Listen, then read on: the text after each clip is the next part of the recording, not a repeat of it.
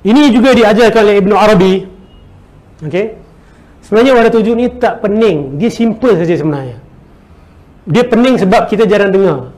Tak ada orang bincang wahdatul wujud dekat kedai kopi kan. Tengah tengok bola, wahdatul wujud, tak ada. Dia benda pelik. Dia hanya benda jarang didengar, itu saja. Kalau awak dengar banyak kali, dia sebenarnya benda simple. So Ibn Arabi kata apa? Sebenarnya hakikat kewujudan hanya satu. Penjelmaan ada banyak. Tu je. Macam saya satu, saya ada banyak aspek. Ada tangan, ada kepala, ada kaki, ada hidung. Tapi hakikatnya saya satu. Tangan saya boleh awak kata saya tak? Tangan Nodros adalah Nodros. Bukan Nodros. Pun tak boleh juga. Itu yang mereka kata. Matahari tu, nak kata bukan Tuhan tak boleh, nak kata Tuhan pun tak boleh. Faham? Sebab tu mereka bermesra dengan penyembahan berhala ni. Okey. Fahwal kathir al-wahid. Dia yang ramai dan satu. Dia ramai. Al-kathiru bis-suwari. Banyak dia punya bentuknya. Wal wahidu bil ain, tapi zat hakikat dia satu. Next. Ini yang kita tak boleh nak takwil lagi lah. Okey. Apa dia kata? Annal haqqa al-munazzah huwal khalq al-musyabbah. Al-haq itu, Allah itu, Tuhan itu, pada dataran al-haq yang ditanzihkan, laisa kamitslihi syai', itulah juga al-khalq, makhluk yang ditashbihkan, yang diserupakan Allah dengannya. Siapa nak takwil ni, saya persilakan. Okey.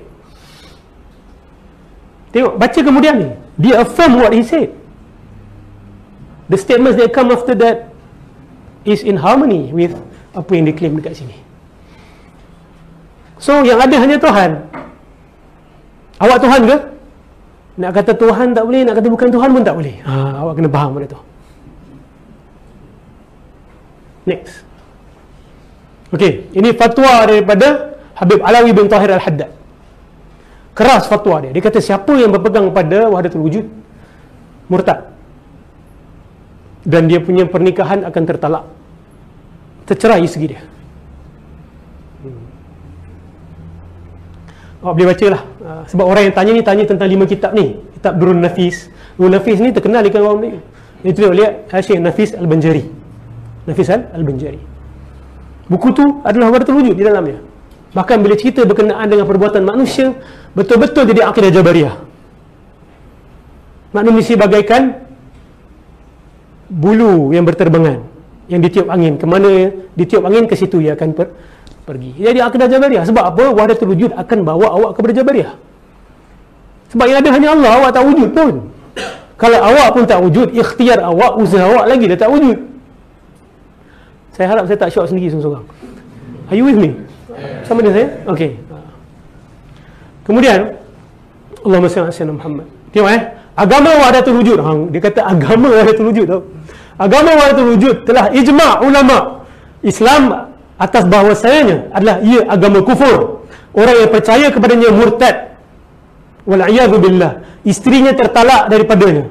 Dapat anak haramzadah. Dan hartanya kembali jadi hak Baitul Mal. La haula wala quwata illa billah. Ini bukan benda main-main ni. Ini bukan something yang alah, itu pandangan saja. Adakah ulama yang berani mentakfirkan? Hari ni orang kata, oh senang-senang nak kafirkan orang. Mentakfir ni, dia ada peranan dia dalam masyarakat. Awak tahu tak antibody awak hari-hari buat takfir? Kalau antibody tak berfungsi, dia tak buat takfir, mati kita dah lama. Betul tak? Kerja antibody untuk mencantas. You nak bawa penyakit, cantas. So takfir boleh jadi rahmah kepada umat. Takfir bukan setakat benda keras, jahat. Tidak, takfir adalah rahmat kalau dilakukan dengan betul. So adakah Habib Alawi bin Tahir mudah untuk mentafsirkan orang? Tidak, sebab pada dia benda ni teruk, dahsyat, merosakkan umat. Harus dipotong. Orang yang berlembut itulah orang yang sebenarnya kita kata zalim. Bukan orang yang mentakfir. Orang mentakfirlah yang rahmah sebenarnya. Next. Okey. Ini jelas-jelas dia sebut Ibn Arabi dia sebut kitab Fususul Hikam, Futuhat Makkiyah, yang syarah Abdul Ghani An-Nabulsi, yang sebahagian orang yang ni ulama-ulama besar kan, siapalah kita untuk menghukum kitab mereka? Akal mana akal? Agama ni siapa punya? Mereka punya ke? So apa Habib Alawi bin Tahir kata? Jangan baca buku-buku ni. Okay, tengok dia kata apa. Nah, Abdul Karim Al-Jili juga lagi satu ni. Okay. Ini lagi dahsyat ni Abdul Karim Al-Jili ni. Lagi biadab perkataan-perkataan yang disebut yang keluar daripada buku-buku dia dalam mulut dia. Kurang hajar kita kata. Okay?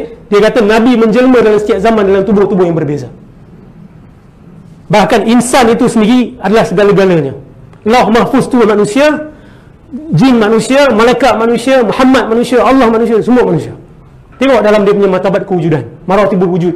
Martabat ke-40 adalah martabat insan, penjelmaan Tuhan yang terakhir. Dan itulah penjelmaan keseluruhan Tuhan. Ni apa ni? Awak masih nak kata benda ni Islam? Masih nak kata benda ni tauhid tahap tinggi? Cuba periksa balik iman kita. Renew your Islam. Perbaharui keislaman kita. So dia kata apa? Tengok ni.